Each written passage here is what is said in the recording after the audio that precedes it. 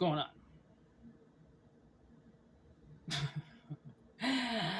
Sometimes I don't really know how to start these videos, to be honest. Let's just put that out there. It's not like I'm a professional or anything.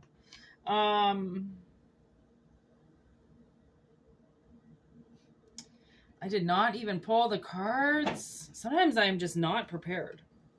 My apologies. Sometimes if I don't just go and start filming, I just won't film that day. Weird energy, obviously coming in. It's like I sat down to do this reading, and then I didn't want to do it. And then I started watching something else. And then it was like, boom. I can do the reading now. Sometimes I don't know, need some time. Oh yeah, then I decided to go and have a shower and stuff. I don't know. Take what resonates. I'm all over the place today.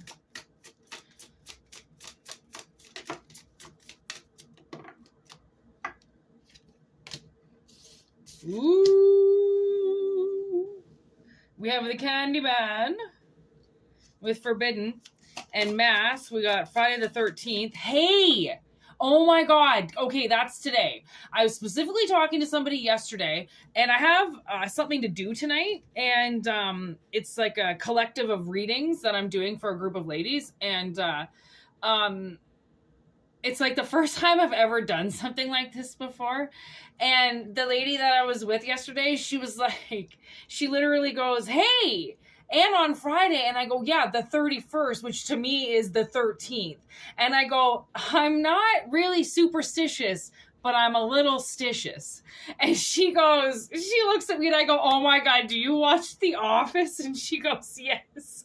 I go, oh, thank God, because Michael Scott says that. I'm not that superstitious, but I'm a little stitious.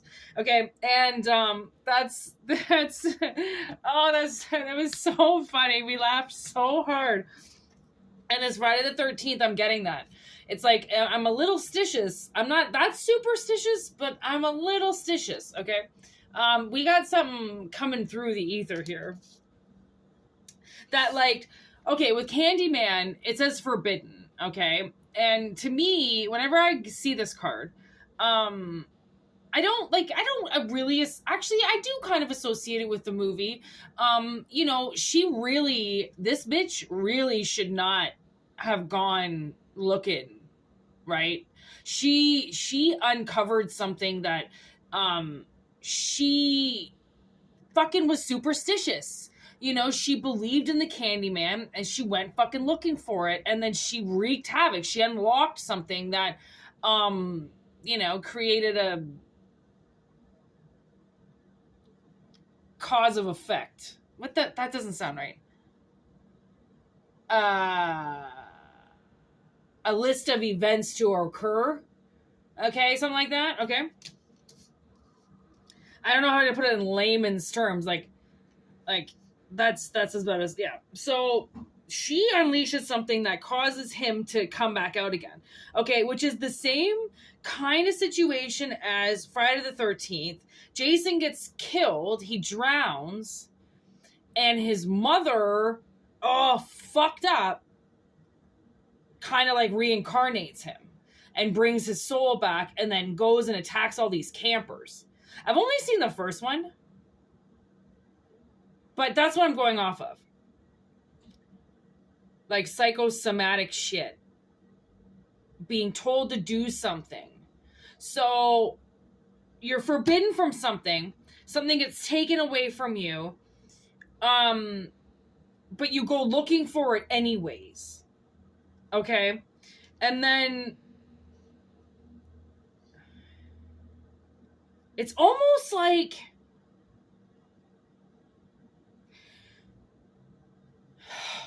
it is really hard to describe what I'm seeing in my freaking third eye right now. Because, like, I'm almost seeing, like, I don't know if somebody doppelgangs you. Like, and it's like appears to this person. Okay. So what I have noticed is my sister, whatever happens to her in her dreams, okay, People, she said, in her dreams, wear the face of other people, which is like, I'm guessing what this is. She's like, honestly, she said people appear all the time in her dreams, and they're not wearing their body. Okay, they're only wearing like certain parts of their body that they like, right? And then everything else is fake. And she says that like a lot of people wear my face apparently. And she is like, it's a trick. She's like, they want me to get mad at you in the morning or whatever, because like we live together, you know what I mean? So it's like, there are these times where I know this negative energy tries to get in between me and my sister to get us to fight. Right? It's like anybody who lives with people, right? Like, do you always remember, like, anybody that you've lived with is like something kind of just like slowly builds up. And then if you allow that build up, it only takes this like small crack in the foundation to start this fucking fight that now somebody's moving out, right? It's like something detrimental. But my sister and I have been so massively like fucked over in these last like couple years that we stay together. Are you fucking kidding? Like, I don't care what kind of fight we would ever get into, we would never leave one another ever. And I think the point always was to get me away from her, right? Because I'm the one that always has the job, so I'm the one that always has the money rolling in, right, to get us the apartments and the houses that we need and shit, right? But she is the one who has the vehicle. So my vehicle, a few years ago, I drove this car for years and somebody fucking put a curse on it. Okay. Everything happened wrong with this car, this poor car, honestly. And the only reason why I bought this car was because the car before that I had burnt down on me. So my insurance company gave me this money. I had to get a new car because I drive and I gotta go to work every day. Right. And I don't exactly live close, like in a small city, you know? So, I had to get another car right away, and I don't know who it was, which was around me, but they casted a spell on that car. And I'm pretty sure it was my stepmother. She was so angry with me for buying this car. She never acknowledged that I had to get the car because the other one burnt down. She never acknowledged that how much I loved the car that burnt down, that I just lost, that was the one I really wanted, right? But then I got given this other car that just happened to be more beautiful and a convertible for cheaper. I don't really know how that worked, but I guess that's karma. And people just casted spells on it. Every time they saw it, it was like they said, fuck you, as they were looking at me driving down the road. Like, I didn't ask for a convertible. I didn't want one. It found me. Actually, a guy I work with found it for me. And I couldn't believe it. I cried. I had 3 days to find a fucking car, and that car just appeared. It just appeared to me, okay? And I bought it, and somebody cursed it, and I lost it. Eventually, it got to the point where I was putting fucking, a few $1,000s into this car a year, like at least, okay? And I kept it alive because I fucking loved it. It was my car. I didn't have money to go. I didn't have the luxury of going and buying another car, okay? I'm a fucking bankruptcy. I'm a waitress. What the fuck do you think I'm gonna do with all my money? You know what I mean? Like, I've been fucked over. Anyways, right? Like, I'm not going to finance some fucking car I can't afford. I'm just gonna buy one like I did that burnt down motherfucker. I couldn't believe that somebody had taken such a sad story already to begin with and then manipulated it because it looked like something they wanted. You get what I'm saying? That's what I'm getting with this, okay? That's what I'm getting with this. I'm getting that, like, they forbidden me to basically have that car. Then they want me to not live with my sister, so then I don't have access to her car. But if we don't live together, she doesn't have a job. How is she going to afford rent? Right? So we need each other. This is not like we live together because, we're, I don't know, whatever fucking excuse somebody would fucking use. The reason why we live together is because it's actually the most cost efficient thing that we could possibly, and smartest thing that we could possibly do at the age that we are at and at the stage of life that we are at. Right? So it's like, I don't know what exactly happened that you were forbidden from or told not to go near or not to touch or was not yours, but I get this feeling that you're going to go and do it anyways. And the thing is that only you know that answer if you should go and do something. And second, always remember you only live once. Okay? If you are thinking about something and you really honestly want to do it, and it's not going to hurt anybody, then I suggest doing it.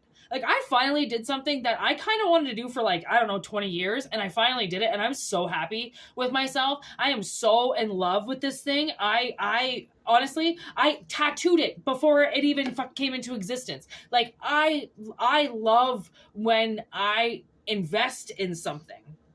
You know, because for so many years I was told I wasn't allowed to do that. Oh, if you got something like that, you can't live in my house. Oh, don't be bringing that thing over to my house. Oh, I'm not going to come over to your house anymore. What if it gets loose? So much negative energy about something that, for the most part, people don't even really understand or know anything about. But because it scares them, they back away from it and then they reject it. Right? And you notice that if you feel like you're going to be rejected or that someone's going to reject you, you're going to face rejection, then you already kind of start like turning your mind into not liking it, right? Because then you're like, okay, well, if I just say that I don't like it, then at least it will kind of pillow my fall because now I know I can't have it, right? It's like sometimes not everybody is a Rudy. Okay, not everybody can accept that the university doesn't want them and then just keep trying and trying and trying. Okay, not everybody is like that. And then at the same time, right, if it's something that you're trying to force, then the spirit of Rudy will never come out of you to do anything, right? When you have the spirit of Rudy is something, I feel like people need to watch that movie as like an intro to life. Right? If they're going to start a business, if they're going to start a family, if they want to have some type of commitment, watch Rudy. Because if you are not committed to something, you are going to ruin it. Because you will half-ass it, you will not take care of it, you will not give it what it needs to grow properly, and etc., etc., etc. Right? And then, you know what I caught? I was watching Gone Baby Gone yesterday for like the 100th time. But at the very end, when Patrick catches the cop with the kid, right? He's like, the cop is trying to explain why Patrick should leave the daughter there. And he goes, you know, he's basically speaking that Helene, the child's mother, is battered and broken and used and abused, and she had a kid. And when you come from a very rough family, then you end up recreating what your parents did, right? So he's like, shoot, you know, if you let her go back to her mother and her trashy life, then she's going to turn into her trashy mother. He's trying to convince this cop that keeping a kidnapped kid is a good thing. We will love her. What do you mean you kidnapped her? She's not yours. Yeah, if she goes back to her trashy mother, she's going to come out trashy. But guess what? That's life. You're not allowed to change that. You're not allowed to play God.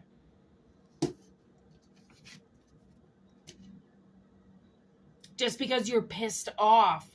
Right? Because that kid in Gone Baby Gone, that cop, right, Morgan Freeman, his daughter was murdered, right? She was murdered. So he is trying to justify the work that he does with kids because of what happened to his own daughter.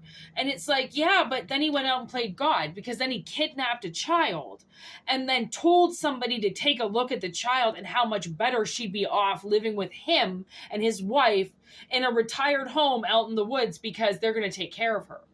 Well, that wasn't her destiny. Her destiny was to be born and raised through Helene, her trashy mother, whether some cop liked it or not.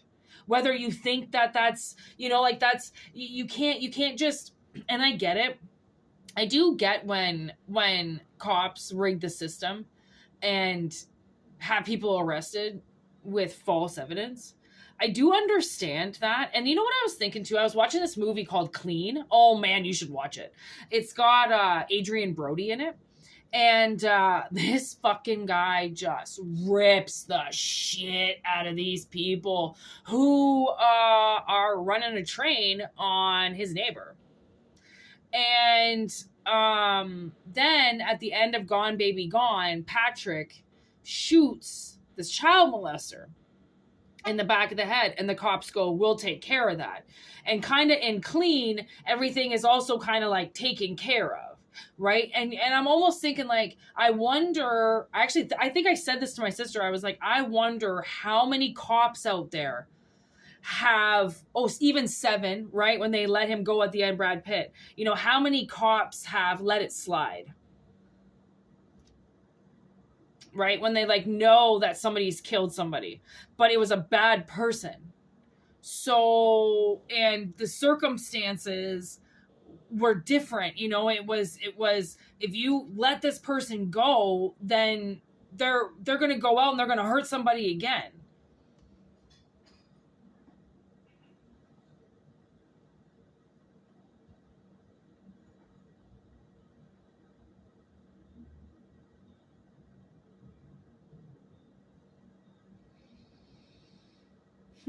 And fertility.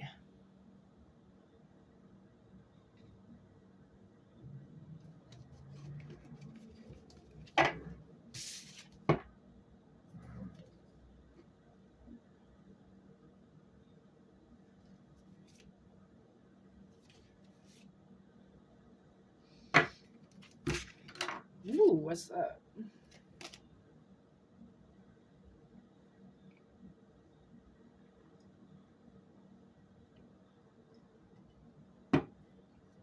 Okay, so now I'm getting,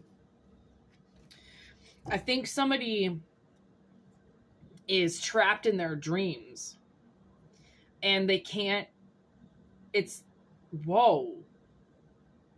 I don't know about you, but it looked like something just went across my fingers right there when I held these cards up. That was really weird. Maybe it's just my eyes. I don't know. Yeah, it's like somebody is trapped in a nightmare and they can't get away from it. They can't escape it. Okay. But the thing is you're actually, whoever this energy is quite a warrior, and they were destined to go through this, right, for a bigger purpose.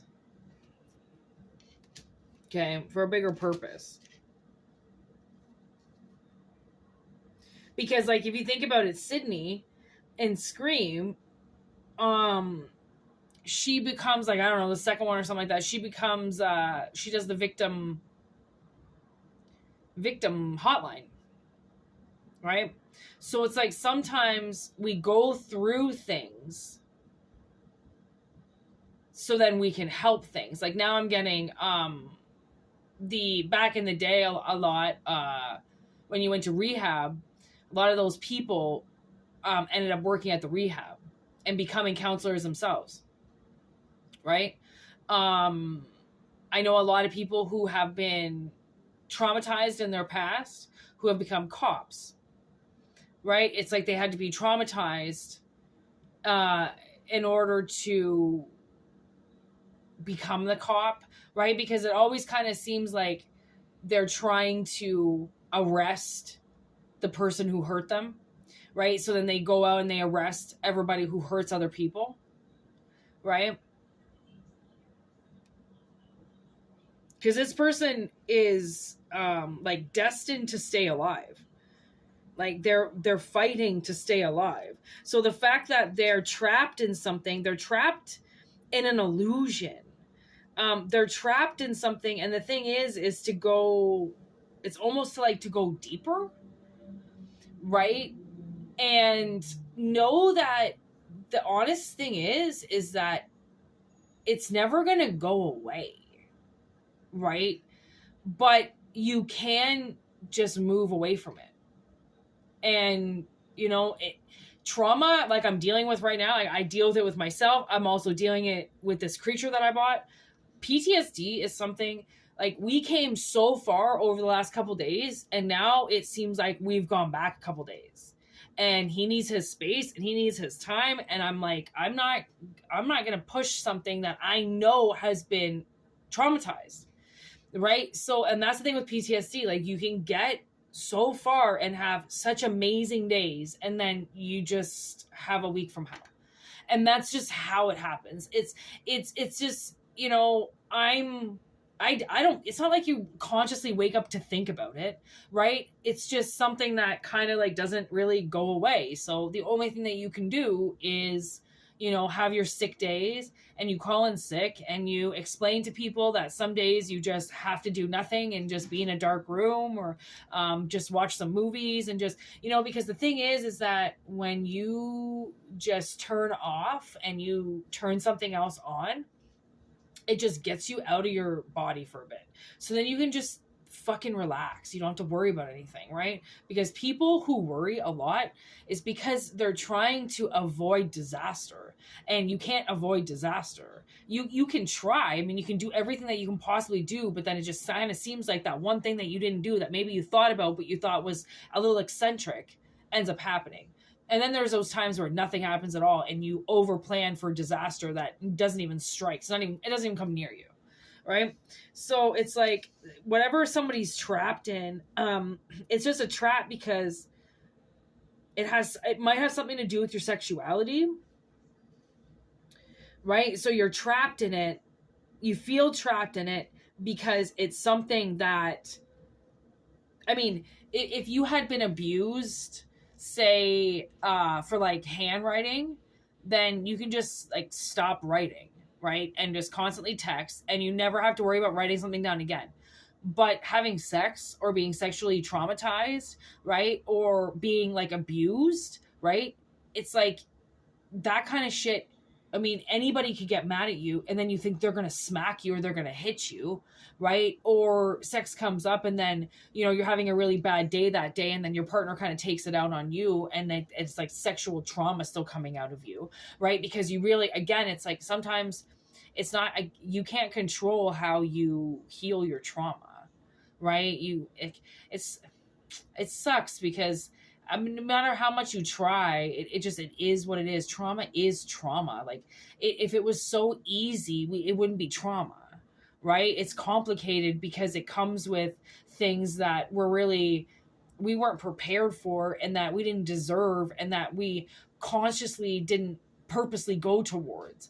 You know, if anything, you might have tried to avoid it at all costs, you know, and it still happened. And then that's where it's one of those things where it's like, that's how somebody's kind of trapping themselves, because it isn't something that is just forgotten about, right? Or it's like, or you're like traumatized in the car or something like that, and like every time you drove, and your mother or your father would like hit your hands or something like that. It's like, now every time you get into a car, like, you know, you think that's going to happen, but, you know, you have to drive around, you have to go and do something, you have to, you know, get there. And it's just allowing yourself the pleasure and the gift of erasing it.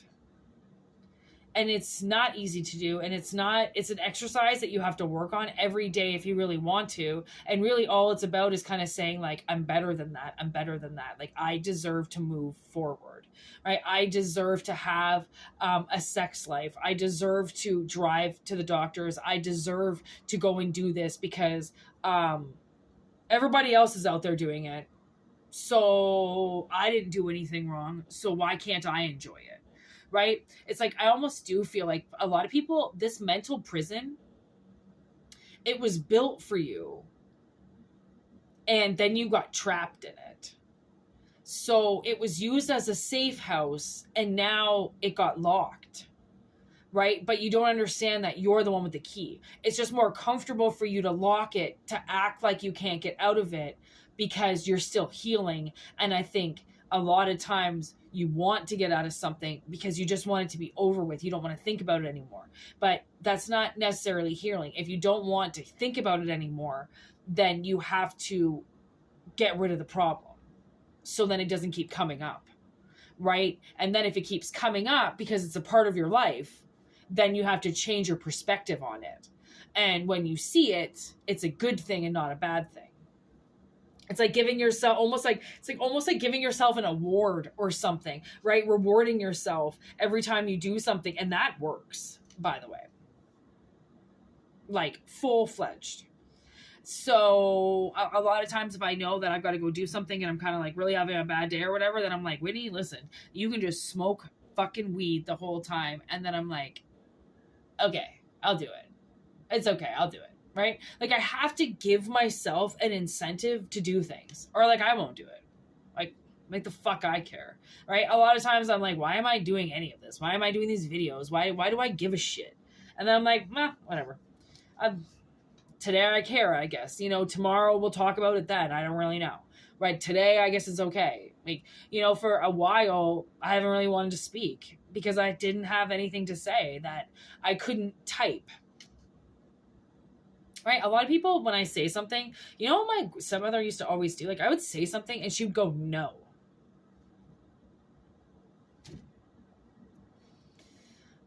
And it was like so frustrating because you know how long it took to like speak and to say things and to open up myself, and then to have the one person I'm speaking to go, no. And sometimes the no was so ignorant that it didn't require a no afterwards. So I don't really know why she was saying it. So like, you know, a lot of us, we get so abused and we really don't know. Like, we don't know that it's actually happening. And that's what's so fucked up about it, is to not know that something's going on when it's going on right in front of you. So of course you're going to get trapped in it. You didn't even really know it was happening because you're just used to shit happening, right? So I feel like this was the fate that it's going to lead you down something.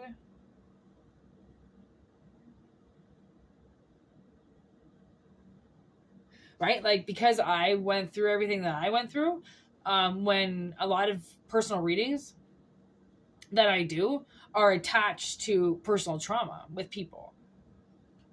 And then it seems like when people want to like talk about love, I can't really get there because my job's not really to talk about love or love interests. Like, I mean, when they come up, they're supposed to, but it's really more deeper than that. If it was just about love and misunderstanding, I don't think I would be bothered to do this on here for free and give my time and effort. But because I know it's traumatic situations and it has a bigger message all the time, that I am drawn to do it, because that to me is the work that we should be doing for free until our apprenticeship's over, and then we can get paid for it.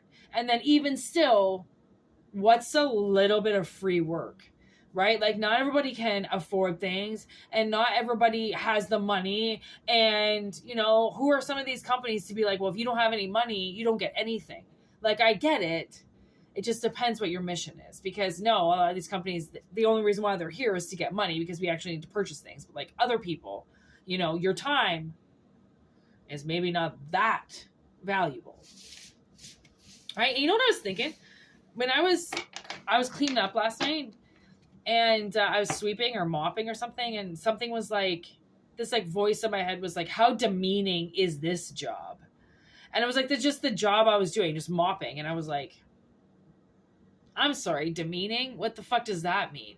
I'm like, anybody, I go, even, you know, even people in careers, okay? You go to school for like 10 years and you still have to clean up your work area.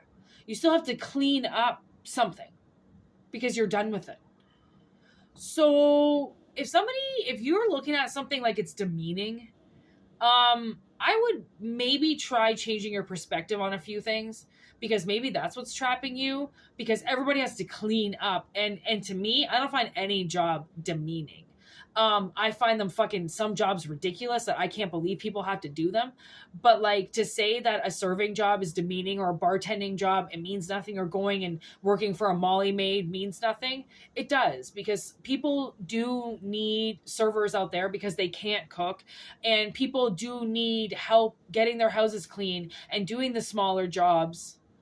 Not everybody gets the luxury of being able to get paid $100 an hour, $500 an hour, $1,000 an hour. Like, some of us have to take the minimum wage jobs because those jobs exist and somebody's got to do them. So whatever somebody thinks is demeaning, it's like, chill yourself, because it's not demeaning if it's in demand. Do you think those strippers want to be strippers? Do you think I want to be a surfer? No. But if it's the only thing I can do, then I'm going to fucking do it for the money. And trust me, if I had the guts to stand up and take my clothes off, honey, I've always loved to dance. I would have been doing it by now. And if I didn't have scoliosis, I would probably become a stripper. Because honestly, it's a body, whatever. But I have a little respect for myself, so, and I'm a little older, and I've got scoliosis, so I can't spin around on a pole. But bless the people who can. Let me tell you, anybody who's got it out there, has got to hustle and make money, knows how hard it is to fucking hustle and make money. So whatever it is you're doing, you're only trapped because you're the one that has to unlock the lock, and maybe you don't realize that. Maybe you don't realize you're the one with the key. Let that sink in. And peace out.